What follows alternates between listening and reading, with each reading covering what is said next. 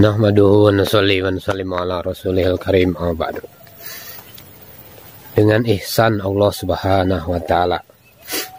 Allah Subhanahu wa taala telah gunakan kita untuk usaha ini, usaha dakwah dan tabligh. Maka kita harus bersyukur atas nikmat yang diberikan oleh Allah Subhanahu wa taala kepada kita. Kalau kita bersyukur, maka Allah Subhanahu wa taala akan tambah nikmat itu.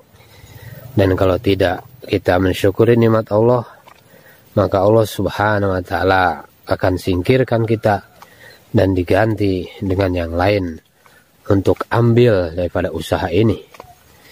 Ini kerja mula-mula Allah Subhanahu wa taala berikan di Madinah Al-Munawwarah.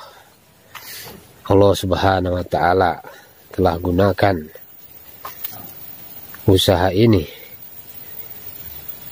dengan memilih orang-orang pilihan Allah Subhanahu wa taala untuk sebarkan usaha ini ke seluruh alam. Allah Subhanahu wa taala telah pilih para sahabat radhiyallahu anhum untuk menjadi asbab hidayah bagi seluruh alam. Allah Subhanahu wa taala telah gunakan orang-orang dahulu untuk usaha ini. Nabi Shallallahu Alaihi Wasallam tidak khawatir, tidak takut dengan kemiskinan yang menimpa daripada umat ini.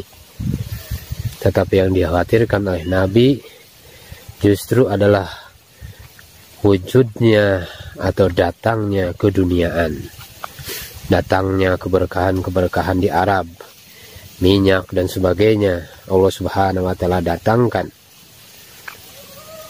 sehingga mereka lupa dengan kerja usaha dakwah ini, sehingga Allah Subhanahu wa taala pilih orang lain untuk kerja dakwah ini. Allah Subhanahu wa taala telah lahirkan Maulana Ilyas rahmatullah alaih di India dengan membawa fikir bagaimana fikir atas agama, fikir akan dakwah seperti yang dilakukan oleh sahabat radhiyallahu anhum supaya wujud kembali seperti halnya para sahabat radhiyallahu anhum telah mengambil daripada usaha ini.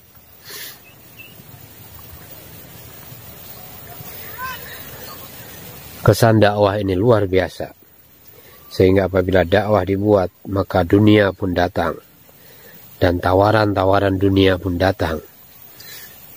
Seperti halnya orang-orang datang ke Abu Thalib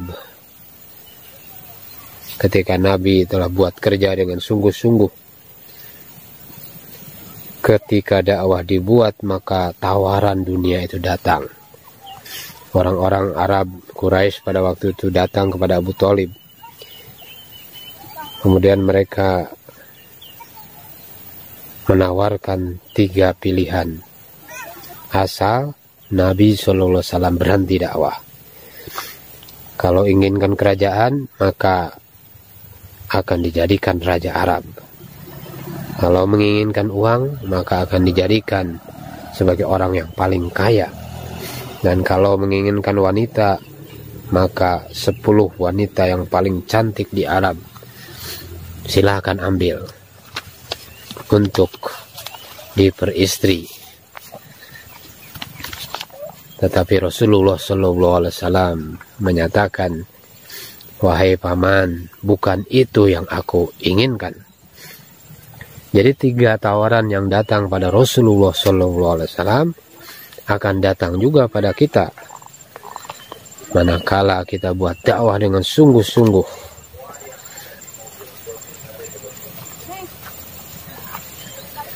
Kalau kita tidak aktif lagi di dalam dakwah, tidak ambil bagian lagi di dalam dakwah, maka ini berarti kita tidak mensyukuri ini kerja.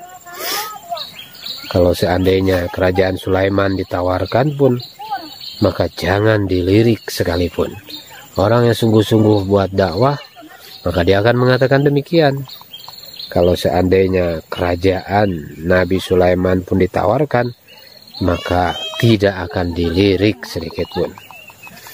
Tidak ada kerajaan yang melebihi kerajaan Nabi Sulaiman alaihissalam. Tapi jika ditawarkan sehingga kita tidak aktif lagi di dalam dakwah, maka jangan dilirik. Tidak ada nikmat yang lebih besar daripada usaha dakwah ini.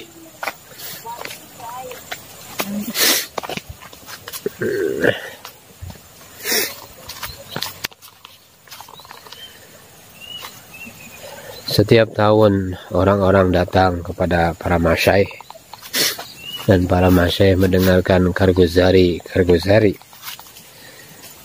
Tetapi jumlah karkun yang tidak aktif malah lebih banyak daripada yang aktif. Kemana mereka ini pada menghilang? Maka mendengar karguzari yang demikian ini, maka membuat para masyaikh mereka menjadi sakit. Setan senantiasa berusaha untuk menyesatkan daripada kerja yang terbaik kepada level yang rendah, menurunkan dari da'i menjadi abid. Saudara-saudara yang dimuliakan oleh Allah Subhanahu wa taala, Mufti Zainal Abidin suatu ketika disuruh menghandle jamaah oleh Hadraji. 3 hari waktu kosong, maka dia mengatakan ingin menemui Abdurrahim Raifuri untuk berzikir. Maka setelah dirasakan, terasa nikmat, tenggelam dalam suasana zikir, Syekh Yusuf pada waktu itu laporan kepada Maulana Zakaria. Dan Maulana Zakaria menulis surat kepada Mufti Zainal Abidin. Beliau mengatakan dalam suratnya bahwa amal infiradi walaupun sebesar gunung dibandingkan dengan ijtimai amal tidak bisa dibandingkan walaupun sebesar biji sawi. Tidak ada yang lebih hebat daripada kerja dakwah ini. Kerja dakwah ini akan langsung membuka khazanah Allah Subhanahu wa taala. Maka kerja dakwah ini adalah kerja yang sangat tinggi. Saudara-saudara dimuliakan oleh Allah Subhanahu wa taala, maka satu wanita dengan anaknya datang ke Madinah, tinggal di Supah. Ternyata anaknya meninggal dunia. Melihat anak meninggal, ya Allah, hak Engkau mengambil. Ya Allah, jangan sampai timbul fitnah atau hinaan, ejekan orang kafir. Karena asbab hijrah, jangan sampai timbul fitnah dari keluarga. Asbab hijrah mengikuti Nabi SAW, maka akan timbul juga hinaan dan ejekan orang kafir. Ya Allah, nampakkan kudratmu ya Allah. Sebagaimana Engkau membangkitkan di mahsyar, maka bangkitkan anakku ya Allah. Maka seketika itu juga Allah Subhanahu wa taala hidupkan kembali anak itu. Ini kekuatan nubuah, kekuatan daripada kerja dakwah ini. Wanita juga baru lagi dengan kekuatan munajat kepada Allah Subhanahu wa taala, maka menarik khazanah Allah Subhanahu wa taala, menarik kudratullah. Kita sudah lama di dalam kerja dakwah, tapi kita tidak tawajuh kepada Allah Subhanahu wa taala. Kita tidak paham dengan kekuatan kerja. Ini adalah wanita. Tapi tarbiyah apa sehingga dia tidak datang dan tidak minta pada Rasulullah SAW? Dia langsung munajat kepada Allah Subhanahu wa taala. Dia tahu ini kerja, dia tahu ini kekuatan daripada kerja ini. Manakala dia tawajuh kepada Allah Subhanahu wa taala, maka Allah Subhanahu wa taala tidak akan membiarkan kita lupa dengan kekuatan ini dakwah.